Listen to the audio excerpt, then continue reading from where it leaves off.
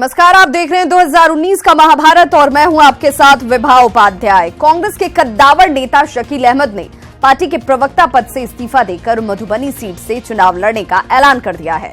ऐसे में इस सीट पर शकील अहमद के चुनौती देने से किसे फायदा होगा और किसे नुकसान, महागठबंधन और एनडीए इसका गुणा और गणित करने में जुट गए हैं।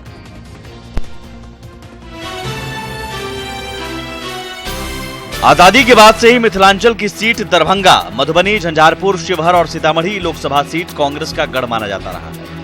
लेकिन इस बार सीट बंटवारे में कांग्रेस को मिथिलांचल की एक भी सीट नहीं मिली। बीजेपी छोड़ कांग्रेस में आए कीर्ति आजाद भले ही दरभंगा सीट छोड़कर धनबाद से चुनाव लड़ने के लिए राजी हो गए, लेकिन कांग्रेस के कद्दावर नेता शकील अहमद पार्टी के मनाए भी नहीं मान रहे। शकील अहमद ने पहले पार्टी से मधुबनी सीट पर चुनाव लड़ने के लिए सिंबल देने की अपील की, लेकिन जब पार्टी ने इनकी अपील ठुकरा दी तो शकील अहमद ने निर्दलीय चुनाव लड़ने का ऐलान किया और इसके लिए उन्होंने पार्टी के राष्ट्रीय प्रवक्ता पद से इस्तीफा दे दिया। हाँ, दरभंगा और मधुबनी में कांग्रेस पार्टी को लड़ना चाहिए था। वहाँ हमारे कार्यकर्ताओं की बड़ी इच्छा थी, हमारा वहाँ आधार भी है और कीर्ति आजाद के आने से लगा था कि एक सीट निश्चित तौर पे हमको मिलेगा। वो नहीं मिलेगा तो मधुबनी मिलेगा, लेकिन गठबंधन की मजबूरियां होती हैं जिस वजह से हमें इस इलाकों में सीटें नहीं मिल पाई कांग्रेस को। लेकिन हम गठबंधन धर्म का पालन अवॉइड करना चाहिए। अवॉइड नहीं होता तो उपाय क्या है भाई, फाइट होगा। तो मतलब नुकसान नहीं होगा इससे, आप लोग को लगता है महागठबंधन महागठबंधन के का वोट जो है दो जगह बढ़ जाएगा, तो लाभ तो जो हमारा प्रतिद्वंदी है उसको मिलेगा, इसमें कहाँ कोई सुबह है। कांग्रेस का गढ़ होते हुए भी मिथिलांचल में उसे एक भी सीट नहीं मिलने पर एनडीए नेता कांग्रेस पर चुटकी ले रहे हैं कि तेजस्वी यादव ने ठीक एक दिन के लिए बीमार पड़े और उपेंद्र कुशवाहा के नॉमिनेशन में नहीं गए, राहुल गांधी की सभा में नहीं गए और सुपौल में आरजेडी के कार्यकर्ता कांग्रेस को हरा रहे हैं। और ये स्थिति सभी सीटों पर बन रही है और आप देखेंगे कि महागठबंधन ध्वस्त हो चुका है। मिथिलांचल हो, शाहाबाद का इलाका हो, मगध हो, कहीं भी कांग्रेस का सुपरा नहीं बचने वाला है। अगर ये एक साथ भी होते तो नरेंद्र मोदी जी और नीतीश कुमार जी की प्रचंड लहर के सामने ये विपक्ष बिल्कुल ही बेअसर था। लेकिन अब जिस तरीके की मारामारी और कोहराम इनके गठबंधन में है, ये चुनाव शुरू होने के पहले ही समर हार चुके हैं। हालांकि आरजेडी भी ये मान रही है कि अगर शकील अहमद मधुबनी से चुनाव मैदान में उतरते हैं तो इससे महागठबंधन को नुकसान होगा और एनडीए को फायदा। पटना से साकेत कुमार, न्यूज़ 18। भागलपुर से आरजेडी प्रत्याशी बुलो मंडल की विधायक पत्नी जहां उनके साथ दिन रात चुनाव प्रचार में जुटी हैं, तो वहीं मोकामा के बाहुबली विधायक अनंत सिंह अपनी पत्नी नीलम सिंह के लिए जमकर चुनाव प्रचार में जुटे हुए हैं।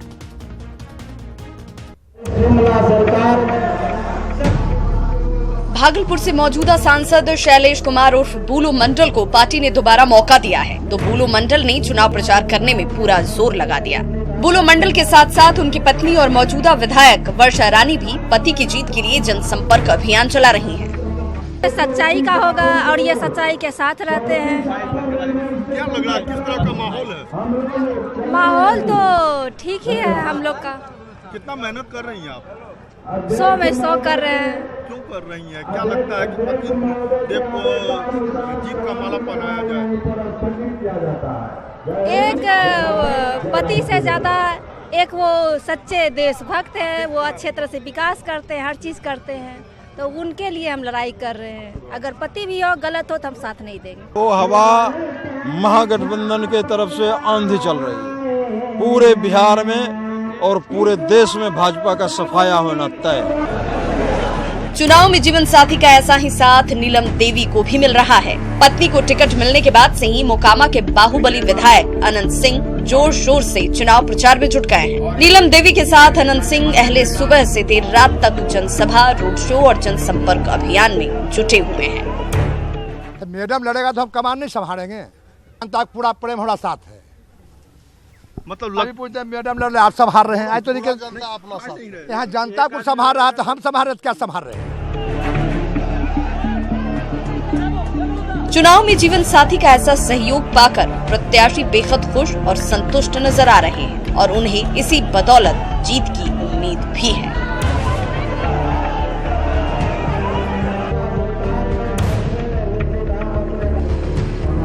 भागलपुर से राहुल कुमार ठाकुर, न्यूज़ 18।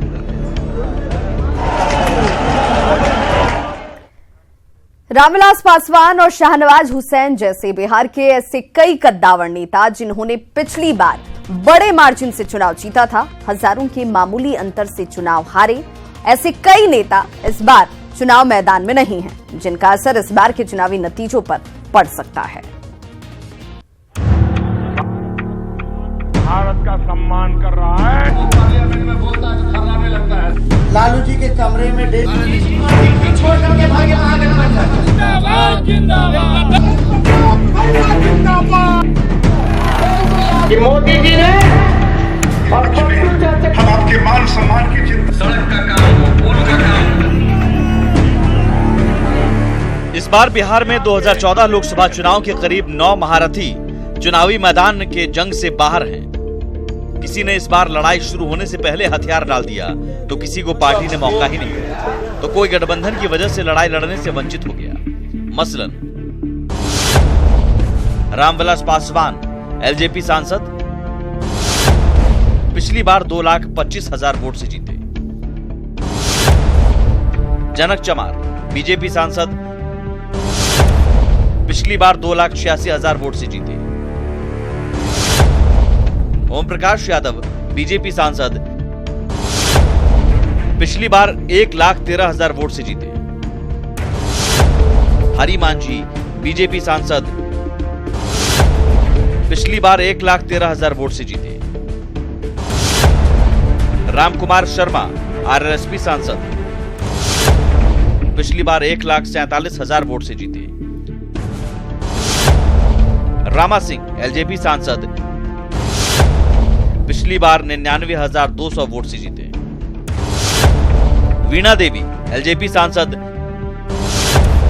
पिछली बार 1,09,000 वोट से जीती। वीरेंद्र कुमार चौधरी बीजेपी सांसद 55,400 वोट से जीते। शाहनवाज हुसैन बीजेपी के पूर्व सांसद महज 9,000 वोट से हारे।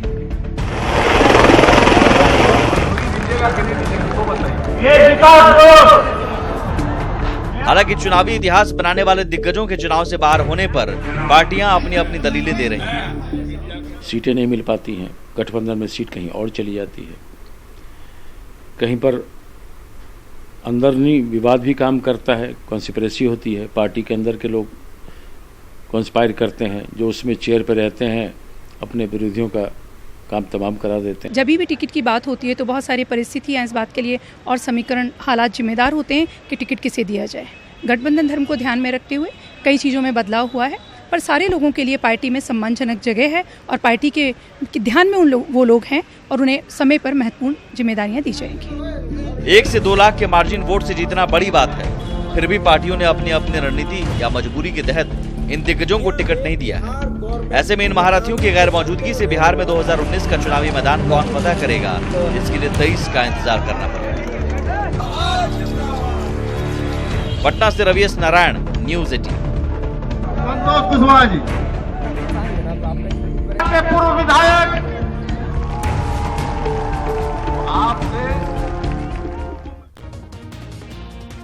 इस बार बिहार में सभी दलों ने दागियों के रिश्तेदारों को टिकट दिया है। आरजेडी नेता तेजस्वी और राबड़ी देवी ने बाहुबलियों के सगे संबंधियों को टिकट देने के फैसले का बचाव किया, जिसके बाद बिहार में दागियों पर सियासत शुरू हो गई है। हालांकि इस हमाम में सभी नंगे हैं। आरजेडी को दागी पसंद है, दागियों के रिश्तेदार अच्छे हैं। बाहुबलियों को न दिया जाए वो ठीक है, पर उनके रिश्तेदारों को हम दे सकते हैं क्योंकि उनका कोई ऐसा ट्रैक रिकॉर्ड नहीं है। देखिए, case is it a final decision from the court? आप बाहुबली किस आधार पे किसी को कहते हो? नहीं, वो तो नहीं लड़ सकते ना चुनाव, तो ऑब्वियसली वो नहीं लड़ रहे, ठीक है, लेकिन किसी ने और ने अपराध किया हो तो आप उसके किसी रिश्तेदार को सजा दोगे? राजनीति में दागियों के परिजनों को टिकट देने के सवाल पर ये जवाब है आरजेडी के भविष्य तेजस्वी यादव का। न्यूज़ 18 के शो राजनीति में तेजस्वी यादव ने साफ कर दिया, उन्हें और उनकी पार्टी को दागियों के रिश्तेदारों को टिकट देने से परहेज नहीं है। तेजस्वी के मुताबिक बाहुबलियों के रिश्तेदारों को टिकट देना गलत नहीं है। इसके पीछे उनका तर्क है कि किसी और किसके अपराध की सजा परिवार के किसी और सदस्य को क्यों मिले। दागियों के परिजनों के चुनाव लड़ाने के तेजस्वी यादव के फैसले का कांग्रेस ने समर्थन किया है। अगर कोई व्यक्ति अपराध करता है या किसी व्यक्ति की छवि खराब है या उस पर कई आरोप लगे हैं तो इसका ये कतई मतलब नहीं कि परिवार खानदान को आप अपराधी मान लें। ये तो कहीं से भी उचित नहीं है। ये किसी भी व्यक्ति के साथ लागू हो सकता है। राजनीति में अपने दाग अच्छे लगते हैं और दूसरों के दाग बुरे। इस लोकसभा चुनाव में आरजेडी और कांग्रेस ने नहीं बल्कि सभी दलों ने बाहुबली और दागी नेताओं के परिजनों को टिकट दिया है। लेकिन जब बात आरजेडी और कांग्रेस की आती है तो एनडीए के नेता देखिए कैसे नसीहत देने लगते हैं। यदि नहीं केसेज है तो कोई बात नहीं, लेकिन केसेज हो जिनके ऊपर सार्वजनिक और सामाजिक जीवन में कई तरह के आरोप लगे हैं, उन लोगों को तो सार्वजनिक जीवन की पवित्रता और स्वच्छता के लिए इस ढंग का बयान कतई सार्थक नहीं। वो ये कहते हैं आरजेडी के विषय में दुनिया जानती है, बिहार देश सारे जगह के लोग जानते हैं कि आरजेडी अपराधियों को संरक्षण देने वाली है। पिता सिंह को लड़ाया, अजय सिंह जो देखिए मेरा अपराध आपके अपराध से कम है, ये जस्टिफिकेशन नहीं हो सकता किसी भी चीज़ का। अगर आप एक नया ट्रेंड सेट करना चाहते हैं, जिस तरीके से आप ही ने बोला था सबसे पहले वही आए थे कि मैं किसी बाहुबली को टिकट नहीं दूंगा, तो जस्ट बिकॉज कि आपका अपराध मेरे अपराध से कम हो, आपका अपराध मेरे अपराध से कम है, तो ये जस्टिफिकेशन नहीं हो सकता ना। आपको यहाँ से आपको परंपरा सेट करने की जरूरत है। यह है आज की राजनीति। वशिष्ठ नारायण जी को कविता सिंह नजर नहीं आ रही, चिराग पासवान को चंदन सिंह नजर नहीं आ रही और नित्यानंद राय को रमा देवी नजर नहीं आ रही। ठीक वैसे ही जैसे राबड़ी देवी को महागठबंधन के दागी नहीं दिख रहे। उन्होंने बहुत सारे जो यहाँ के बाहुबली लोग हैं उनको आपने वो दिया, जैसे कि शहाबुद्दीन की वाइफ लड़ रही हैं, तस्लीमुद्दीन के लड़के लड़ रहे हैं, सरफराज आलम।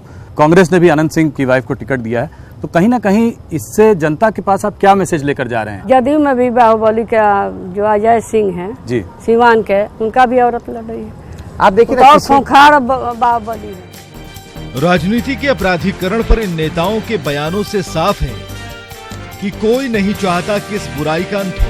यही वजह है कि चरित्रवान, गुणवान और जनता के प्रति समर्पित प्रत्याशी के बजाय सभी दलों ने दागी के रिश्तेदारों को टिकट दिया है ताकि बाहुबल का इस्तेमाल कर जीत हासिल की जा सके। Bureau report, news 18। तो अपराधियों और दागियों के रिश्तेदारों को टिकट देने के सवाल पर सभी दलों के अपने अपने तर्क हैं और सब अपने फैसले का बचाव कर रहे हैं। ऐसे में बड़ा सवाल है कि राजनीति में अपराधियों का दखल खत्म कैसे होगा।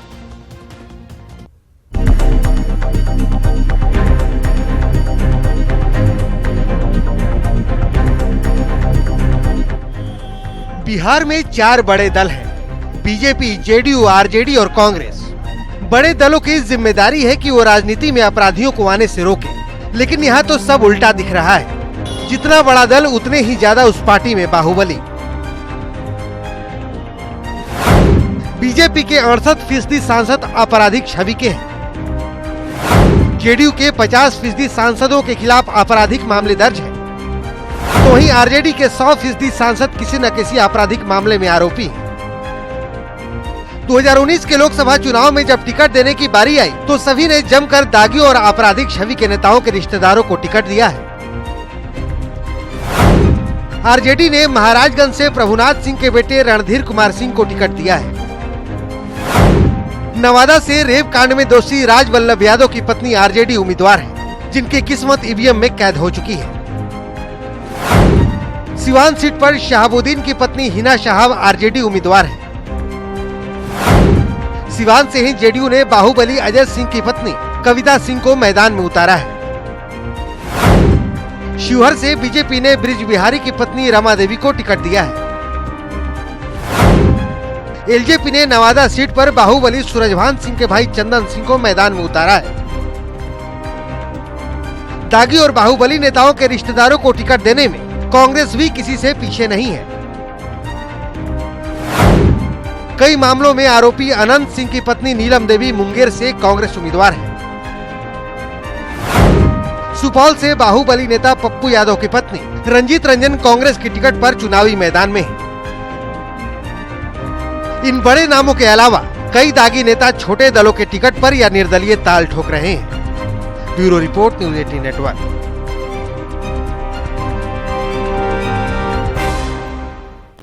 तो भागलपुर के शाहकुंड के अंबेडकर स्टेडियम में मुख्यमंत्री नीतीश कुमार ने बांका के लोकसभा प्रत्याशी गिरिधारी यादव के पक्ष में चुनावी सभा को संबोधित किया। सीएम ने केंद्र और राज्य सरकार की ओर से चलाई जा रही योजनाओं की जानकारी दी।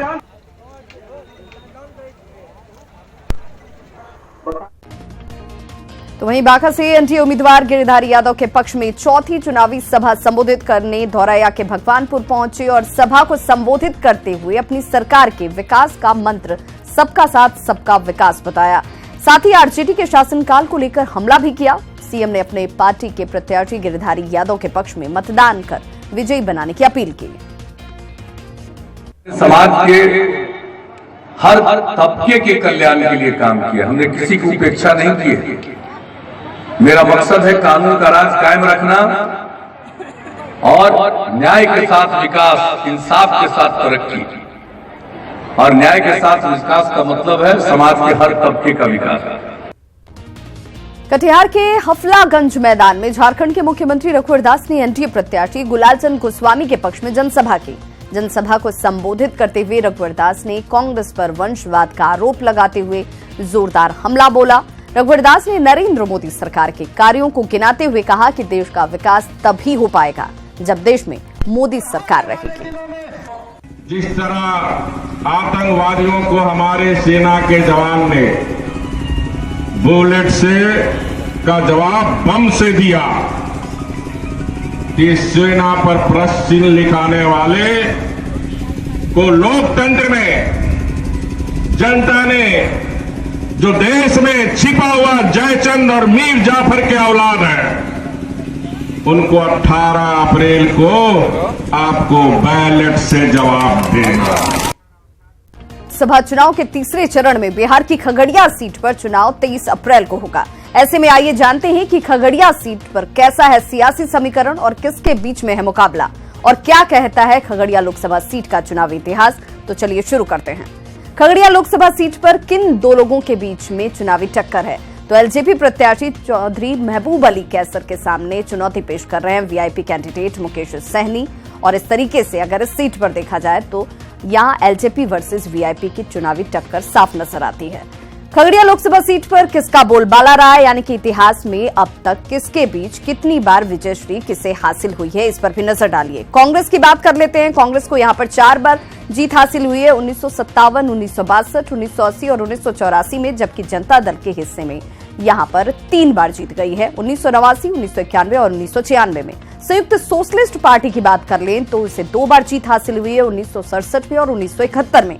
वहीं जेडीयू को भी 2 बार जीत हासिल हुई है, 1999 और 2009 में।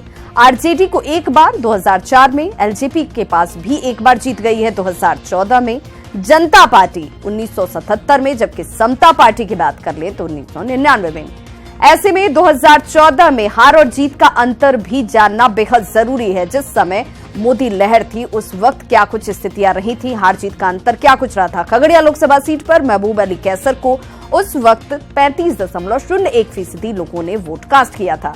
कृष्णा यादव की बात कर लें जो कि उस समय चुनावी टक्कर उन्हें दे रहे थे, उन्हें 26.53% लोगों ने वोट दिया और जीत का अंतर जो है वो 8.48% का रहा था।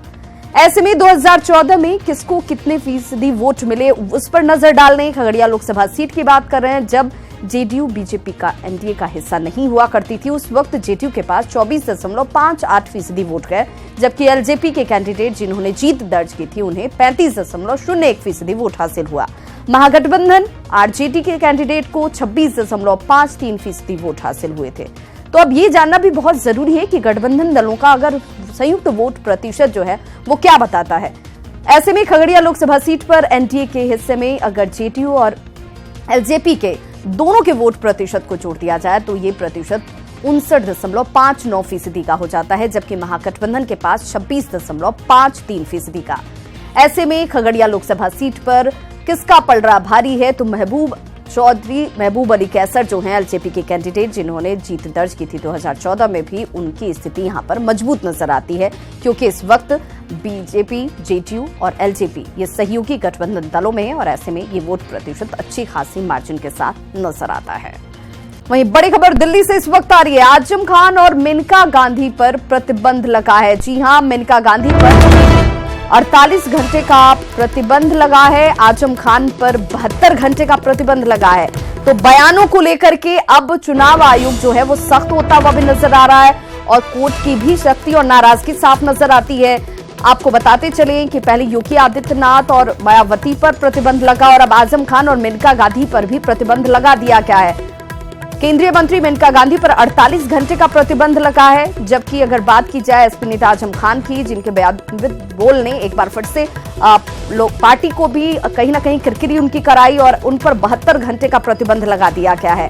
तो देखिए, लगातार ये बताने की भी कोशिश की जा रही है कि जहां पर बयानों में संजीदगी होनी चाहिए, चुनावी माहौल है, लेकिन नेता इन तमाम चीजों को ताक पर रख करके जनता को लुभाने के लिए ऐसे शब्दों का इस्तेमाल कर रहे हैं जो कहीं ना कहीं संवैधानिक नहीं है, मर्यादित नहीं है और ये जनप्रतिनिधि हैं, इनका अनुसरण करती है जनता। ऐसे में जनता के बीच में पहुंचकर इस तरह के शब्दों का इस्तेमाल करने से परहेज करना चाहिए। अब कहीं ना कहीं ये रोक, ये पाबंदी ये निर्देशित करती है, ये बता रही है कि ये सूचिता का ख्याल जरूर रखा जाए और ये कार्रवाई भी इस रूप में, जहां पर एक एक करके मायावती, योगी आदित्यनाथ, अब आजम खान और मेनका गांधी, इनके ऊपर भी ये प्रतिबंध लगाया गया है एक्शन मोड में इस वक्त चुनाव आयोग भी। और आपको ये भी बताते चलें कि इन सख्तियों के साथ ये मैसेज भी है कि दूसरे इस तरह के शब्दों का या बयानों का इस्तेमाल न करें।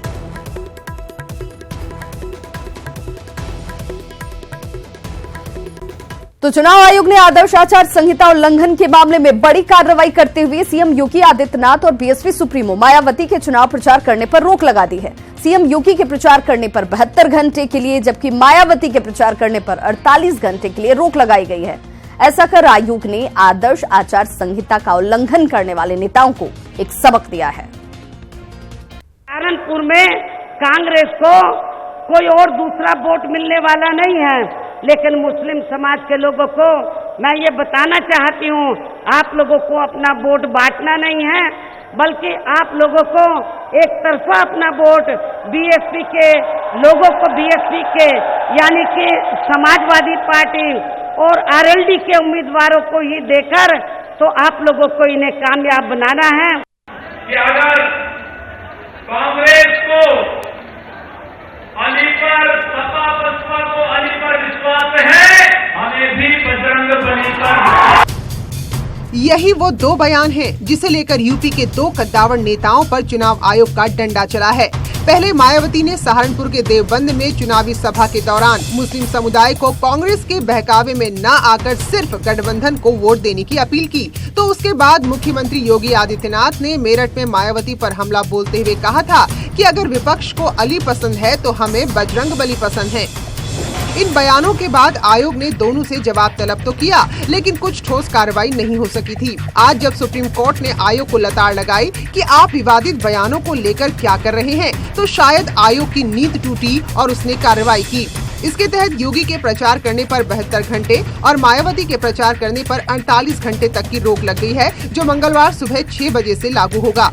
इस दौरान ना तो योगी और ना ही मायावती किसी रैली को संबोधित कर सकेंगे, ना ही सोशल मीडिया का इस्तेमाल कर पाएंगे और किसी को इंटरव्यू भी नहीं दे पाएंगे।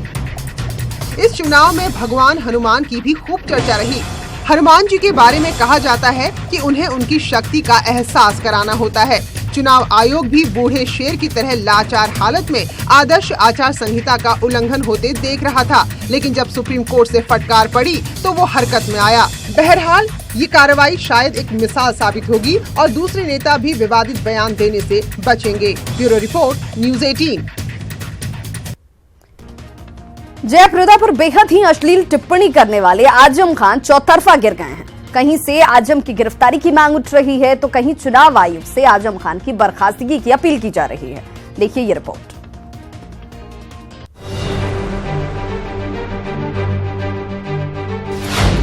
आजम ने पार की मर्यादा की सारी हदें। किसी का कांधा नहीं लगने दिया उसके शरीर से, आप गवाही दोगे।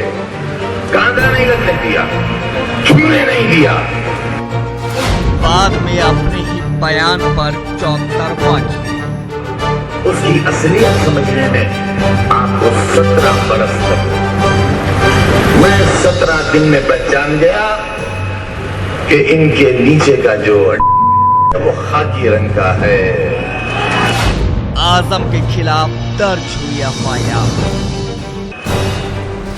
तो सुन लीजिए, सफेद कपड़े में दिखने वाले आजम की जुबान कितनी काली है। अपने अमर्यादित टिप्पणियों और शर्मनाक बयानों को लेकर हमेशा चर्चा में रहने वाले आजम खान ने इस बार सारी हदें पार कर दी। रामपुर वालों, उत्तर प्रदेश वालों, हिंदुस्तान वालों, उसकी असलियत समझने में आपको 17 बरस लगे। मैं 17 दिन में पहचान गया कि इनके नीचे का जो वो खाकी रंग का है। लेकिन इस बार आजम की यह बदजुबानी उन पर भारी पड़ती दिख रही है। रविवार को शाहबाद की जनसभा के दौरान दिए गए आजम के इस अमर्यादित बयान से शर्म भी शर्मिंदा हो जाए। इस अभद्र टिप्पणी के बाद न सिर्फ उन पर एफआईआर दर्ज हुई, बल्कि आजम महिला आयोग से लेकर राजनीतिक दलों के निशाने पर भी आ गए। हद पार कर दिया, लक्ष्मण रेखा पार कर दिया इसने। अब मेरे लिए कोई भाई नहीं है। मैं चुनाव आयोग से मैं अपील करती हूँ, इनको चुनाव लड़ने का जो योग्यता है वो खत्म हो जाए। और मैं अखिलेश को मैं बोलती हूँ कि ऐसे नेता लोगों को आप चुनाव लड़ रहे हो, ये लानत है। आजम खां का बयान अत्यंत शर्मनाक है, घटिया सोच को प्रदर्शित करता है। समाजवादी पार्टी के बारे में जो आम जन की धारणा है, उस धारणा का एक और उदाहरण प्रस्तुत करता है आजम खां का बयान। क्योंकि ये 5वीं बार तो राष्ट्रीय महिला आयोग उनको नोटिस कर रहा है और हर बार वो ये कह के छूट जाते हैं कि नहीं मैंने ये नहीं किया था, ये मीडिया ने उसको ट्विस्ट कर दिया। इसीलिए इस बार हम इलेक्शन कमीशन को लिख रहे हैं और मैं उनसे रिक्वेस्ट करूंगी कि इस बार ये डिबार करने के बाद बाकी लोगों को भी एक सीख होगी इसके लिए कि वो इस तरह के स्टेटमेंट ना दें महिलाओं के अगेंस्ट। जाहिर तौर पर आजम का ये बयान उनकी घटिया मानसिकता को दर्शाता है।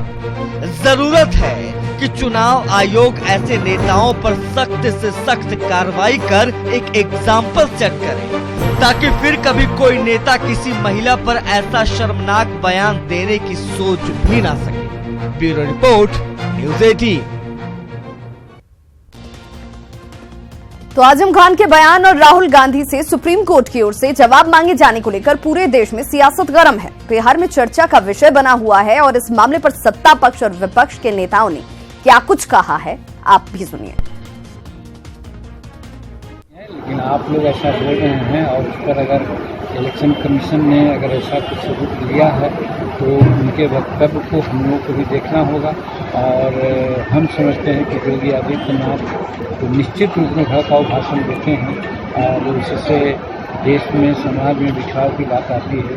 रही बात बहन मायावती जी का, तो मायावती जी की बात को हमने नहीं सुनी है। जो निर्णय लिया है उसकी हम समीक्षा कर रहे हैं, लेकिन हम ये मानते हैं कि जिस प्रकार से राहुल गांधी जी चुनाव आचार संहिता का बार बार आप शब्दों का प्रयोग करके उल्लंघन कर रहे हैं, मेरा मानना है चुनाव आयोग को निष्पक्षता के साथ उस पर संज्ञान करना है। मैंने भी नहीं सुना, मैं तो खुद ही कैंपेनिंग से आ रहा हूँ, मैं इस पर अभी इमीडिएट रिएक्ट नहीं करना चाहूँगा। वैसे मैं ज़रूर कहता हूँ हर जगह कि भाई लोगों को अपने शब्दों का चयन और भाषा की मर्यादा का ज़रूर ध्यान रखना चाहिए। और साथ ही साथ इलेक्शन कमीशन से भी हम्बल अपील करता हूँ, वो लोग अच्छे लोग हैं, लेकिन ज़रूर इन बातों पे चौकन्नापन रखें और ऐसा सबके लिए एक समान रूल रखें। झारखंड में महागठबंधन में सिर्फ टवल जारी है। एक तरफ जहां पर विपक्षी जो पार्टियां हैं वो लगातार कहीं न कहीं ये दिखाने की कोशिश कर रही हैं कि यहां चुनौती किसी के बीच में नहीं है, वैसे में अगर एक एक सीट की बात की जाए तो महागठबंधन में फिलहाल यही स्थिति नजर आती है। पहले चतरा में दिखी चिकचिक, अब गोड्डा में गदर की गूंज। झारखंड में खंड खंड महागठबंधन,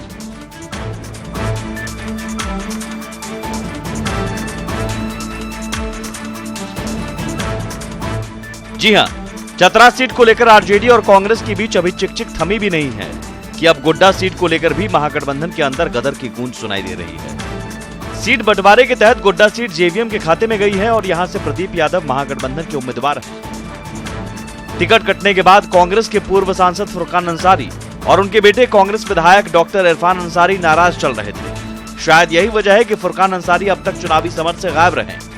अब फुरकान अंसारी की बेटी शबाना खातून ने गोड्डा से चुनाव लड़ने का ऐलान कर दिया है, जिससे प्रदीप यादव की राह मुश्किल हो सकती है। वहीं कांग्रेस एकजुटता निभाने की जिम्मेदारी दूसरे घटक दलों पर डालकर पल्ला झाड़ रही है, जबकि आरजेडी चट्टानी एकता का पुराना राग अलाप रहा है। महागठबंधन में तो जिम्मेवारी सिर्फ कांग्रेस की नहीं है, सभी दलों की होनी चाहिए। कांग्रेस तो अपना नुकसान सह के भी अपनी जिम्मेवारी का निर्वहन कर रही है, लेकिन ये सबको चाहिए। इस तरह का माहौल जो है, जो सुन रहे हैं, ये सब गलत है। वो सिर्फ सुनने के लिए आपको है, लड़ना कोई किसी को नहीं है और लड़ेंगे कोई नहीं। हम लोगों का यहाँ चट्टानी एकता है महागठबंधन का। वहीं बीएसपी की ओर से भी एक मुस्लिम प्रत्याशी के मैदान में उतारने की चर्चा जोरों पर है, जबकि बीएसपी से टिकट कटने पर बजरंगी मेहता ने बहुजन मुक्ति पार्टी के प्रत्याशी के तौर पर मैदान में उतरने का ऐलान कर दिया है। को लगता है कि आज हमारे जो टिकट कटे हैं, ये षड्यंत्र के तहत हमारे टिकट को डर के मुकाबला से हमको इस मैदान जंग से हटाया गया। लेकिन मैं डटे हुए हूँ और ये हमारी जो गोड्डा लोकसभा की जो जनता है, उनके लिए मैं तहे दिल से काम करना चाहता हूँ। मैं ये मैदान से हटने वाला नहीं हूँ। मैं बहुजन मुक्ति पार्टी से इस बार चुनाव लड़ूंगा, बीएमपी पार्टी से। विरोधी खेमे में सिर्फ पटोवल से बीजेपी प्रत्याशी और मौजूदा सांसद निशिकांत दुबे अपनी जीत को लेकर आश्वस्त दिख रहे हैं। एक तरफ फुरकान साहब की बेटी ने चुनाव लड़ने का फैसला कर रखा है। बसपा में कैसी बड़ी टूट होगी कि बसपा के प्रत्याशी जो है बहुजन मुक्ति मोर्चा से चले गए। झारखंड मुक्ति मोर्चा सभी जगह बिखरा हुआ नजर आ रहा है। उसके कार्यकर्ता कल ही कई एक लोगों ने जो है पार्टी ज्वाइन कर ली। तो इस तरह का कन्फ्यूजन मैंने अपने ज़िंदगी में नहीं देखा। मैं केवल इतना आपको कह सकता हूँ कि पहली बार ऐसा है कि सारे उम्मीदवारों के, सारे प्रत्याशियों की गोड्डा में जमानत जब्त हो जाने वाली है और ये 23 तारीख को इसका रिजल्ट आपको देखने को मिलेगा। पहले चतरा और अब गोड्डा। साफ है, महागठबंधन के सामने एनडीए से लड़ना तो दूर, पहले अपनों से निपटने की बड़ी चुनौती है। मनीष राज, न्यूज़ 18, देवघर। तो इस बुलेटिन में आज बस इतना ही। नमस्कार।